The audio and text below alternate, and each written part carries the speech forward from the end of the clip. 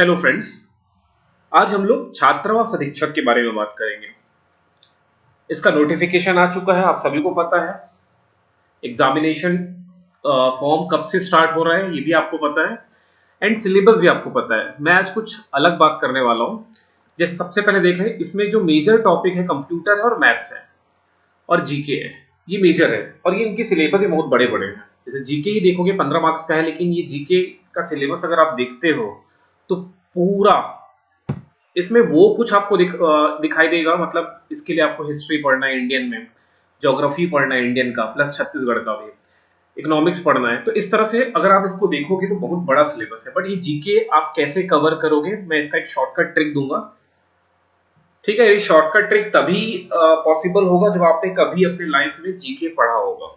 ठीक, और ये हॉस्टल वार्डन कैसे क्रैक करना है इसके बारे में आज मैं बात करने वाला हूँ। कैसी आपकी स्ट्रेटेजी होनी चाहिए इस एग्जाम के लिए। जैसे अभी तो एक महीना फॉर्म भरोगे, मार्च खत्म हो जाएगा, अप्रैल बचा और मई, हो सकता है मई में एग्जाम हो जाए, हो सकता है अप्रैल में एग्जाम हो जाए।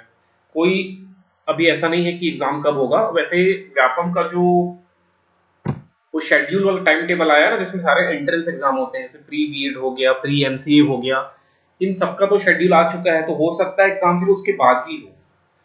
तो अभी एग्जाम कब होगा इसके लिए अपने पास कोई सोर्सेज नहीं है कि एग्जाम कब होगा। कभी भी एग्जाम हो सकता है, आपको रेडी रखना है। अब मैं इसके लिए बहुत ही अच्छी स्ट्रेटेजी आपके साथ शेयर करूंगा कि इस एग्जाम को आप क्रैक कैसे कर सकते हो।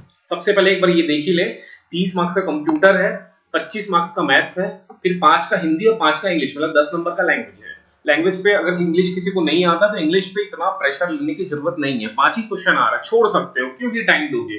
देखो यही तो एक होता है ना, एग्जाम उसी का निकलता है जो सब टॉपिक को ना पढ़ के लिमिटेड चीज को पढ़ना है।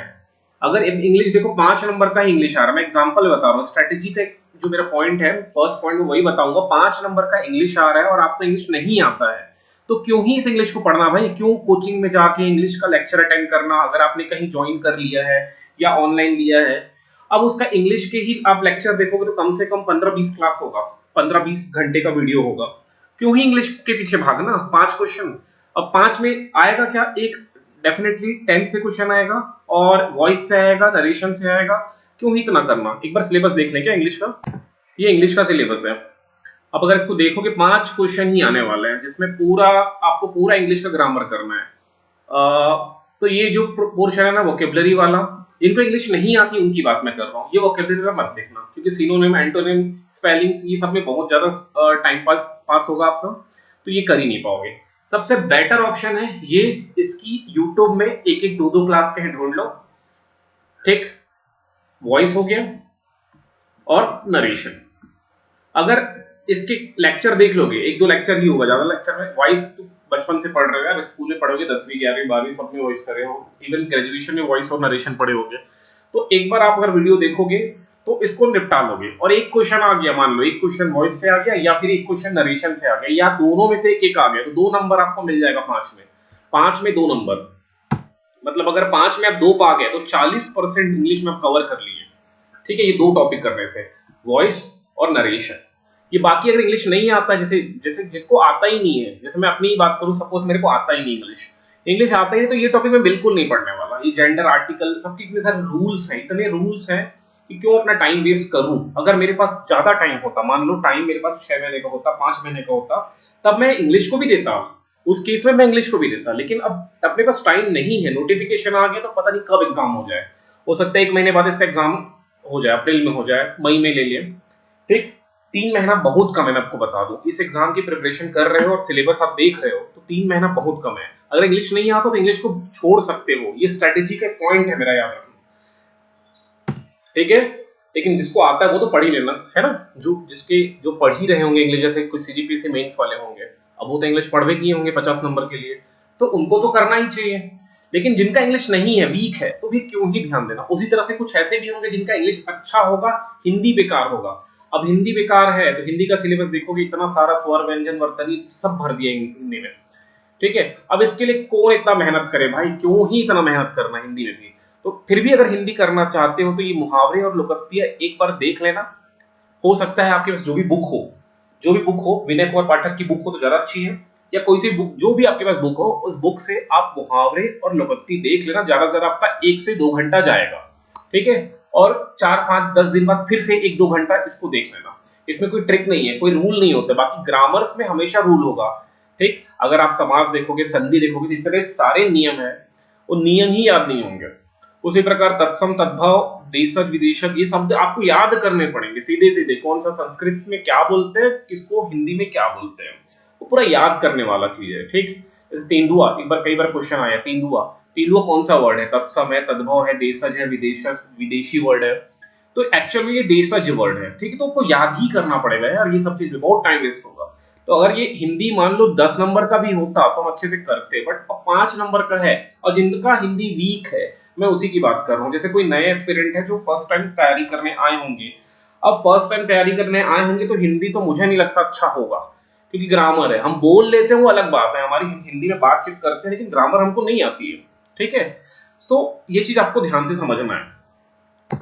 कट ऑफ कितना जाएगा, 70, 80% से ज्यादा कट ऑफ जाएगा नहीं, तो आप फोकस 80% में बहुत ज्यादा बोल रहा हूँ ना, बहुत ज्यादा कट ऑफ बोल रहा हूँ 80%, क्योंकि माइनस मार्किंग भी है इसमें, और 300 पद है। चलिए वापस आते हैं, एक स्ट्रेटेजी का पॉइंट हो गया, लेकिन अब दोनों नहीं छोड़ना है भाई, मैं हिंदी भी छोड़ दूं, मैं इंग्लिश भी छोड़ दूं, ये नहीं कर सकते, क्योंकि दोनों मिला के 10 नंबर हो जाता है। 10 नंबर छोड़ना मतलब आप बाहर हो जाओगे सिलेक्शन से, ठीक है। दोनों नहीं छोड़ सकते। अब बोलोगे मेरे को तो हिंदी भी नहीं आता, मेरे को इंग्लिश भी नहीं आता, तब मैं क्या करूं, तो आप नेक्स्ट टाइम, अब जो नेक्स्ट मतलब अगले 3-4 साल बाद जब नेक्स्ट कोई एग्जाम होगा उसकी तैयारी करो। हिंदी और इंग्लिश दोनों नहीं आता मतलब, या तो तैयारी करो फिर। वापस आते हैं, ठीक।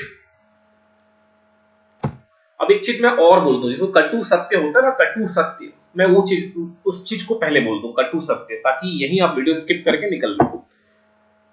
कटु सत्य ये है, कटु सत्य में सिंपल सा ये है कि एग्जाम किसका निकलने वाला है, ठीक। 300 पद है, तो 300 पद है, कम से कम 2 लाख के आसपास लोग अप्लाई करेंगे, छत्तीसगढ़ के लोग ही 2 लाख लोग अप्लाई करेंगे।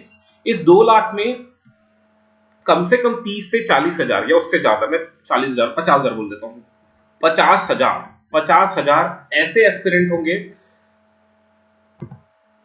ये 50,000 ऐसे एस्पिरेंट होंगे जो कभी ना कभी सीजीपीएससी की तैयारी रगड़ के किए होंगे, कभी ना कभी का मतलब ये फ्लो में होगा इनका, 2 साल पहले चालू किए होंगे, 3 साल पहले चालू किए होंगे, और रगड़ के चल रहा होगा। कुछ लोग प्री निकाले होंगे, कुछ लोग मेंस लिखे होंगे, मतलब प्री निकाल के तो मेंस ही लिखेगा, कुछ लोग इंटरव्यू तक गए होंगे, वो 50,000 में शामिल होंगे।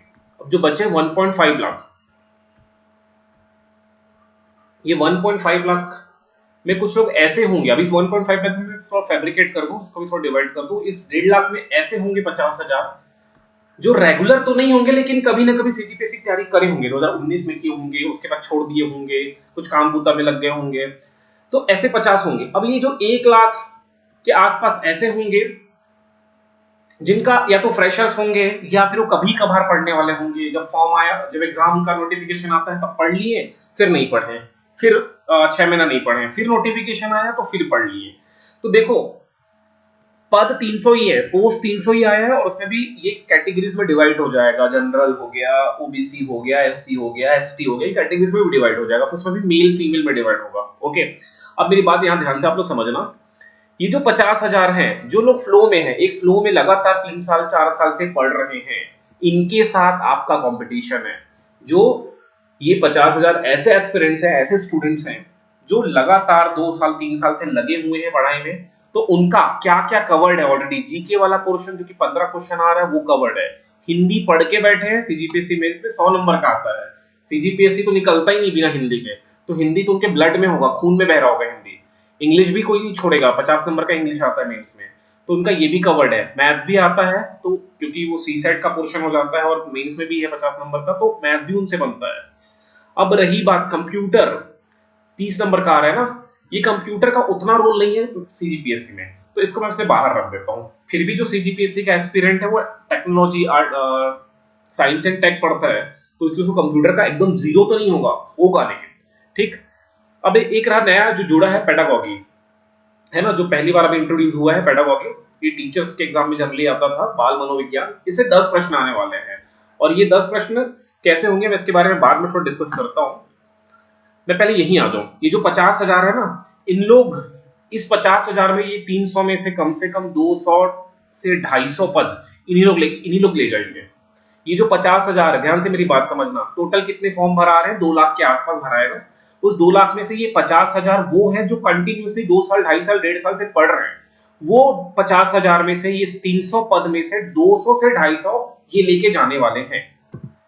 अब ये 50,000 में जो एस्पिरेंट है वो 200, 250 पद तो ले जाएंगे। अब इसमें बचा कितना, 50-100 पोस्ट बच रहे हैं। ये 50-100 पोस्ट, ये 50 के वाले जो ये 50,000 बचे हैं ना, वो लेके जाएंगे। तो ये जो 1 लाख जो भीड़ है वो केवल फॉर्म भरेंगे, एग्जाम देने जाएंगे और सिलेक्शन नहीं ले पाएंगे। अब आप कहां पर हो, देखो, आप यहां पर लाई कर रहे हो, यहां लाई कर रहे हो या यहां पर हो, कहां पर हो आप पहले ये देखो। ठीक, मैं डरा नहीं रहा हूं या सच बता रहा हूं। जिनका आप प्रोफाइल देखोगे ना, जैसे कोई सेलेक्ट, जैसे कई लोग फेसबुक में डाले रहते हैं ना कि 2018 में ये एग्जाम क्रैक किया, फिर 2019 में ये क्रैक किया, फिर 2020 में सीजीपीएससी से ये नायब तहसीलदार बन गया, फिर 2021 में डिप्टी कलेक्टर बन गया। उनका अगर देखोगे कैसे बंदे का, वो लगातार आपको दिखाई देगा कि पहले वो सीजी व्यापम में सपोज एग्जाम्पल लो, पटवारी के एग्जाम क्रैक कर लिया, पटवारी के बाद 2020 में ये बन गया। तो ऐसे बंदे यहाँ पर लाइक करते हैं, जो यहाँ पर वाले हैं, इस जोन में है, जो कंटिन्यूअसली पढ़ाई कर रहे हैं, उनका ही एग्जाम निकलता है। अब ये डरा नहीं रहा हूं, मैं पूरा 300 पद नहीं बोल रहा हूँ, पूरा 300 की 300 यही नहीं भरेंगे, ये 50-100 बच रहे हैं आपके लिए। अगर आप यहाँ पर हो या यहाँ पर हो, ये 1 लाख में से भी कुछ लोग निकालेंगे। ठीक है, जो न्यू एस्पिरेंट्स, एकदम न्यू एस्पिरेंट्स हैं, जिनको नहीं पता भाई हिंदी कहाँ से पढ़ना है, इंग्लिश कहाँ से पढ़ना है, मैथ्स में क्या आता है, जीके में क्या आता है, उनको कुछ नहीं पता। वो अभी टोटली डिपेंड कर रहे हैं कोचिंग पे। उनमें से भी निकालेंगे 1-2। अब कोचिंग, जब भी आप एडमिशन लेने जाओगे किसी कोचिंग में, तो उसमें देखोगे इतने लोग का एडमिशन इस ईयर हुआ है, इतने लोग का एडमिशन इस ईयर हुआ है। वो एक्चुअल में वो बच्चे का जो फोटो तो छाप दिया है, नाम तो छाप दिए हैं, लेकिन वो जो बच्चा है या जो एस्पिरेंट है, वो पिछले 2-2.5 साल से पढ़ रहा था। वो 3 महीना पढ़ के एग्जाम नहीं निकाल लेगा। 3 महीना पढ़ के या 2 महीना पढ़ के इस एग्जाम को निकालना बहुत मुश्किल है। ठीक, एग्जाम उसी का निकलने वाला है जो पूरा 1 साल 6 महीना, कम से कम 6 महीना पढ़ा हो। क्योंकि सिलेबस देखोगे ना यार आप लोग, अगर ये देखो यहाँ पर लिखा है भारतीय राजनीतिक व्यवस्था एवं संविधान, ये लिख तो छोटा सा दिया है, इसकी बुक ही 250 पेज की होगी।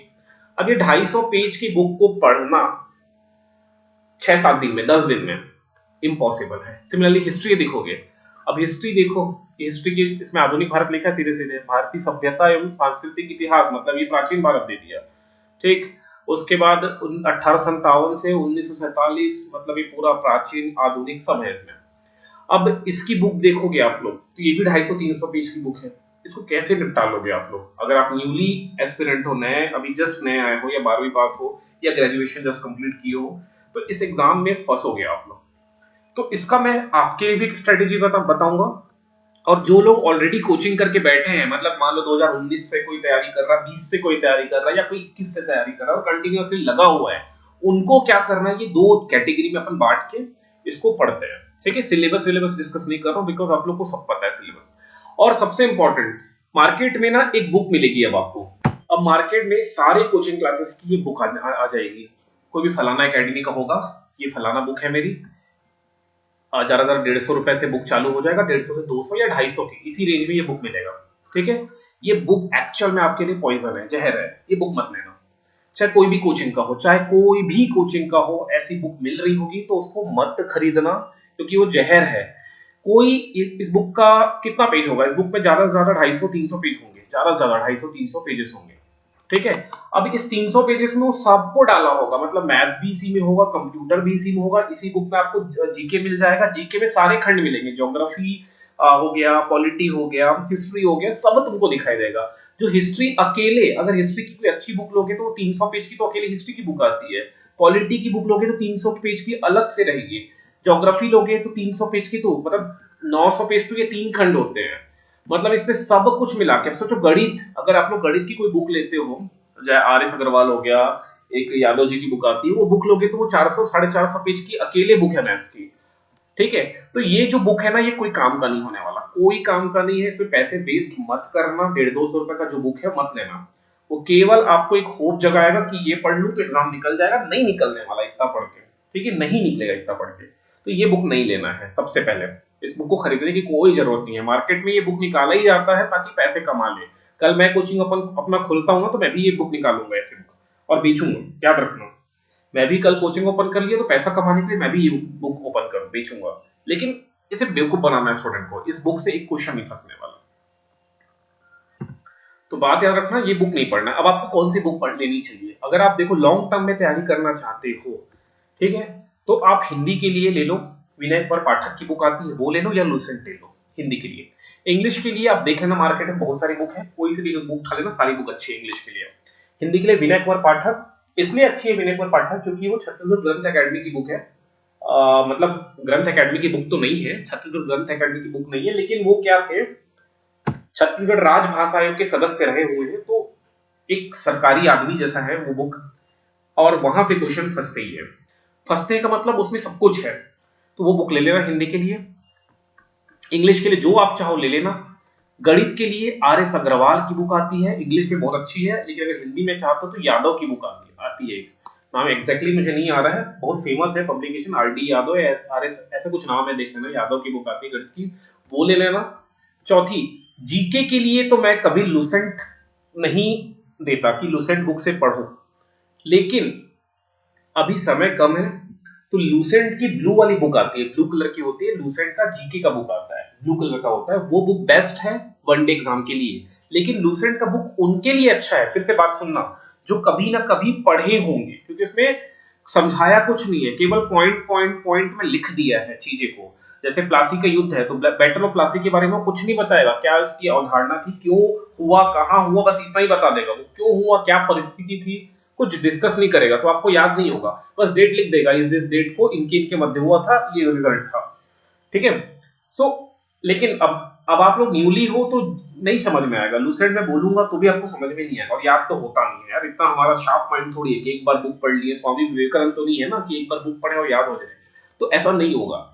तो चाहो तो लूसेंट ले सकते हो, लेकिन अगर लॉन्ग टर्म में रहना चाहते हो, इस कॉम्पिटिटिव मार्केट में लॉन्ग टर्म में अच्छा कुछ करना चाहते हो जिंदगी में, तो आपको बुक के लिए आप लोग चाहो तो महेश कुमार बर्णवाल की बुक आती है, हिंदी मीडियम इंग्लिश मीडियम दोनों में आती है, महेश कुमार बर्णवाल, मैं लिख देता हूं यहां पर, महेश कुमार बर्णवाल, इनकी बुक आती है, ये ले सकते हो। या दृष्टि आईएएस की बुक सबसे बेस्ट है, लेकिन दृष्टि आईएएस में वो सीजीपीएससी या मतलब पीएससी और यूपीएससी के पैटर्न में लिखा है, तो बहुत लिखा है इसमें, दृष्टि आईएएस की बुक लोगे तो, ठीक है, चाहो तो दृष्टि आईएएस ले सकते हो, बहुत बेस्ट बुक है, बट बहुत कुछ लिखा है इसमें। तो इनकी सबकी बुक अलग अलग आएगी ना, ज्योग्राफी की अलग बुक आएगी, और ज्योग्राफी इसकी बेस्ट है, महेश कुमार बर्णवाल की ज्योग्राफी बेस्ट है। हिस्ट्री की बुक आएगी अलग से, पॉलिटी की बुक अलग से आएगी, पॉलिटी भी बहुत अच्छी है महेश कुमार बर्णवाल की।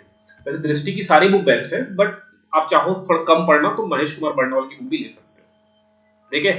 अब रही कंप्यूटर, कंप्यूटर के लिए ना मैं एक बुक बताऊंगा अभी, कंप्यूटर के लिए मेरे को एग्जैक्टली नाम याद नहीं आ रहा है, परीक्षा मंथन है कंप्यूटर की, चाहो तो परीक्षा मंथन की ले लेना, परीक्षा मंथन की बुक आती है, पिंक कलर में है बुक, ये ले लेना मार्केट में, ठीक है। कोई लोकल कोचिंग क्लासेस की बुक मत लेना, जो यहाँ पर है वो कुछ काम ज्यादा आपका हेल्पफुल नहीं होगा, ये परीक्षा मंथन ले लेना, ठीक है। यहां तक समझ में आ गया हो बुक्स के बारे में। और अब एक स्ट्रेटेजी है, छोटी स्ट्रेटेजी है, मैं ये बता दूं आप लोग को यहाँ पर थोड़ा सा। अब अगर मैं इसी वीडियो में सब चीज बताऊंगा ना तो थोड़ा सा वो कचरा हो जाएगा, वीडियो ही लंबी हो जाएगी और बहुत कचरा हो जाएगा हर चीज। अगर अब आप लोग ये अगर इस कैटेगरी में आ रहे हो, इसको मैं ए कैटेगरी बोल देता हूँ, इसको मैं बी में डिवाइड कर दिया और ये सी कैटेगरी में डिवाइड कर दिया, ठीक है। तो अगर आप ए और बी या सी में जहां पर भी हो, आप मुझे कमेंट करके बताइए, आप कमेंट बताइए, मैं इनके लिए एक प्रॉपर स्ट्रेटेजी बता दूंगा, और इनके लिए कि ए और बी वालों के लिए मैं एकदम प्रॉपर तरीके से एक स्ट्रेटेजी बता दूंगा कि कैसे करना है। अगर आप ए में लाई करते हैं, अगर आप ए में लाई कर रहे हो तो कोई कोचिंग क्लासेस ज्वाइन मत कर लेना छात्रावास अधीक्षक के लिए, क्योंकि अब सारे कोचिंग में अब भीड़ चालू हो जाएगी कि हम आपको 2 महीने में पढ़ा के देंगे और गारंटी लेंगे कि आपका सिलेक्शन होगा, कोई गारंटी नहीं है, वो गारंटी लेंगे कि हम आपका सिलेक्शन नहीं करके देंगे, ठीक, वो नहीं बोलेंगे, वो नहीं को छुपा देंगे। और कोचिंग ज्वाइन मत करना, अगर आप ए में हो, आपके पास जो भी अपनी रेगुलर बुक है वही पढ़ो, और उस रेगुलर बुक से ही पूरा क्वेश्चन आ जाएगा, ठीक है। अगर आप ए में हो तो चाहो तो लूसेंट पढ़ सकते हो, अगर आप ए में हो तो, बी में हो तो भी पढ़ सकते हो, सी वाले लूसेंट मत खरीदना, ठीक। अब मुझे कमेंट करके बताना, तो मैं डिटेल स्ट्रेटेजी आपके लिए नेक्स्ट वीडियो में ला दूंगा, ठीक है। चलिए फिर मिलते हैं नेक्स्ट वीडियो में।